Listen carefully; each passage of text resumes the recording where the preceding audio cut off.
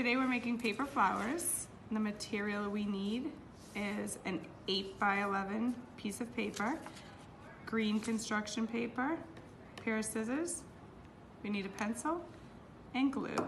First step is we cut about 2 inches off the bottom of the paper. Second step is we cut slits in the paper almost to the end, but not quite. Leave about a 1/2 inch. Step 3 is we roll the green paper just as best as you can and stick a little glue. Roll it up. If you want to use some tape, because you have that handy, you're more than welcome to use that as well. Step 4 is we're just going to curl the ends of the paper. Oh, that's why.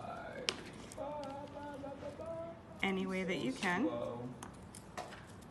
Just curl it down. Step 5, we're going to take the piece of paper we just curled and just tape it to the end of the green stick. And you're just going to twist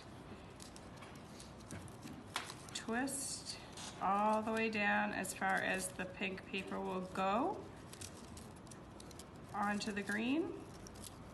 And then you can just tape that on, and you now have your flower. Wow. It's done and can be sent to Juan Carlos.